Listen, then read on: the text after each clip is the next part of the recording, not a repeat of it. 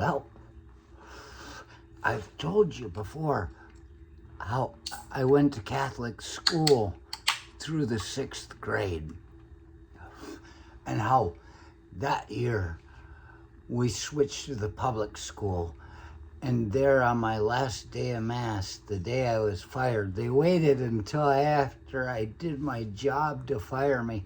Monsignor Kaminski told me in the sacristy, where I was still in my altar boy uniform from Mass before I changed into my straight clothes.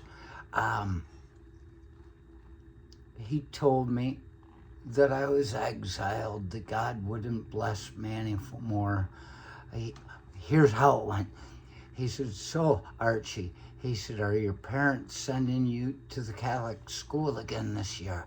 And I looked up at him, the man I revered, and I said, "No, Monsignor, we're going to the public school." I'd ridden my bike to Mass. So at 7 a.m. Mass on the first day of school, that's how devoted I was. I'd take Masses. I was doing it all the time. I had faith in something outside of myself, which later taught me to have more faith in myself. Like that poor guy says, he says, "I don't trust anybody." Well, it's not that. You start with a faith in yourself. Every important thing that ever happens to you comes from faith in yourself. Any kind of faith. Faith in your family. Faith in your car. You have to have faith for good things to happen. Otherwise, you manifest bad feelings and negativity in your life. That's a Judas life coach. And so he cast me out, said I couldn't be an altar boy anymore. And in a sense, he exiled me from my calling. How did it come to that? There was a leading up to it, you know.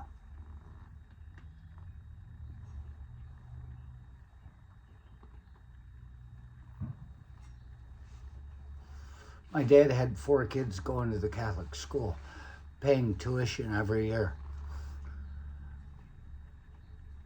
It'd been going for a good while.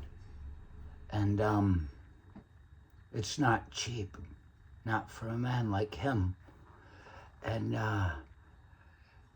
when word came out that my dad was going to take us out of the Catholic school, my oldest brother was in his going into his senior year that year.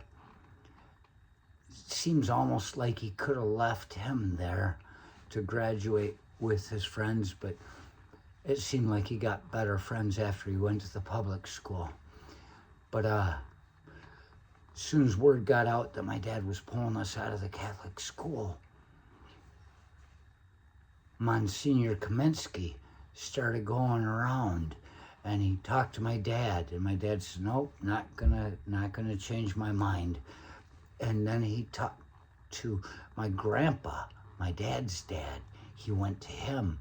And so my dad's dad, my grandpa, very stern man, came to my dad and gave him hell for not keeping us in the public school. So then Monsignor somehow arranged a dinner at our house. I had the great Monsignor Francis T. Kaminski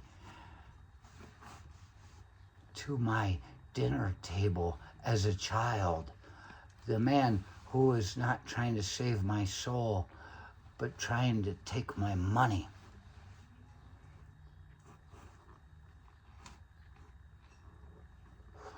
And while he was there at the head of the table, my mother served dinner. We all sat around in our little dining room that looked into the living room. There was a beautiful plant growing in there. And even I noticed Monsignor Kaminski kept looking over to the plant during the dinner while we were there at the table as he was talking and trying to talk my dad into staying in the Catholic school because the church needs his money. There was a plant in front of the window as you looked from exactly across from where he was sitting into the next room. And it was one that one of my brothers and his friends had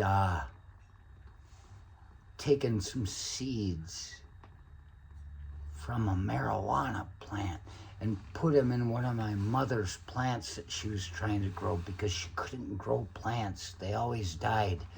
And so all of a sudden these things started coming up in this dying plant soil, and I was there the day it happened. She's looking, and my brother and his friends were there, and they were there, and they were looking, and she's looking, and she's, look at that. There are all these strange plants coming around here. She says, they kind of look like weeds. And my brother and his friends started laughing, and I didn't know what was going on yet. And so there was marijuana plants growing up, and it was nothing that would produce a bud without, pollination. It was a male. What came up through that thing, and it kept growing and growing and getting thicker. And she was just enamored by it. She's like, I'm finally growing something that lives. She was always surprised that I didn't die before she did. I know. And she would give it plant food, and she'd take care of it, and it's growing. And then finally, it grew into a 6-foot fucking plant. Just beautiful, not bountiful, just beautiful. And it had wood around the stem. It was growing bark. This thing was so big and beautiful by the time Monsignor Kaminski was sitting at our dinner table. And by this time, she had come to realize, and I was there when it happened too. She says, is that marijuana? And I don't know, but she says, but it's so beautiful. So she continued to nurture it. And there Monsignor Kaminski's looking at this damn thing. And after the dinner, it turns out shortly thereafter, in the middle of the day, a state police car went down our road past our house kind of slow, which we didn't see many state police cars out that way. And my mom finally got nervous, and she said, I gotta get rid of this thing. And she took it and she threw it out behind the burn pit dumpster, 55-gallon drum, and just threw it out there.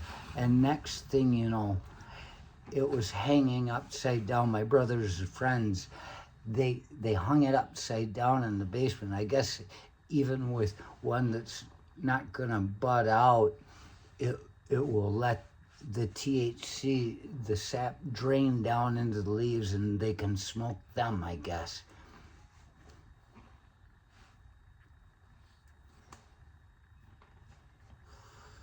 My dad got rid of it again. He joked that my brother and his friends were gonna have a raincoat hung up in the basement underneath it, over the stove, the wood stove, that they were going to throw it in there and just smoke it up. Didn't happen. They got rid of it.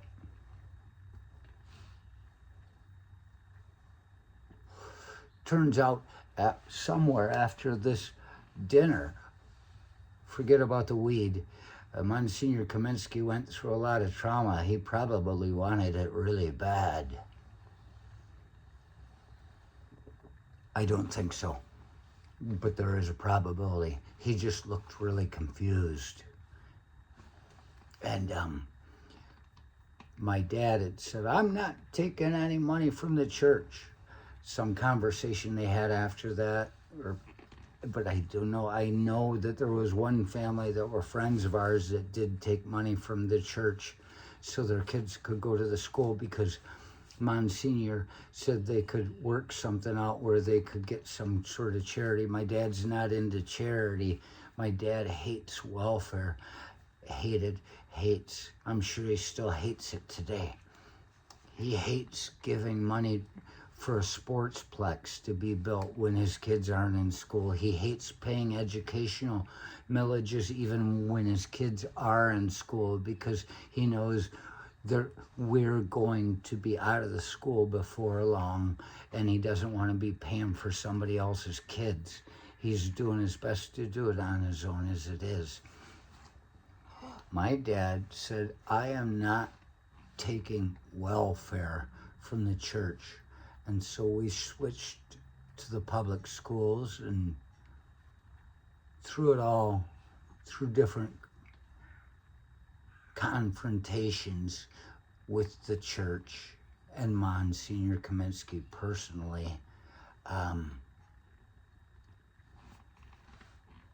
Monsignor took my calling away. That was his choice. That was his choice. I would have stayed. I still went to church. I still got my confirmation. And eventually, I just quit praying.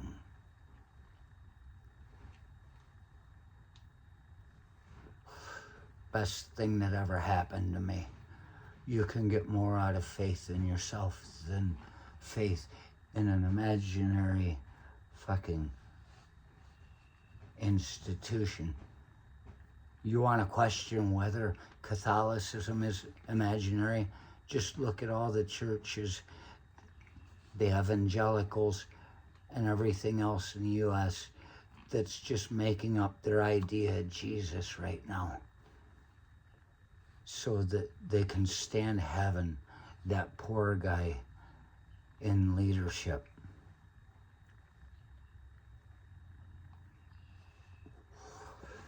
And so my dad would not take money from other people for his kids. And what are they doing now in Oklahoma? They're trying to push through that the Catholic Church, their catechism, a class where they just teach the kids how to be Catholic when they're not in a Catholic school because they can't afford it, and because, well, evidently the church isn't willing to pay for kids to have their faith, which seems odd to me. You'd think you'd be given a little bit. Why do you think they send all those missionary position people to foreign countries to bring them into the faith? They're willing to give a little bit. God damnable Mormons. So whereas my dad, who was a true believer, whether he is now or not, I don't know. I haven't talked to him lately. He used to come to me in my dreams. Whereas he would not take from the church. Now they're trying to take government funds to support the church. My dad would not take from the church. Now the people of the church doesn't seem to have a problem with taking from the people. Even those that don't agree with them, seemingly, especially those who don't agree with them.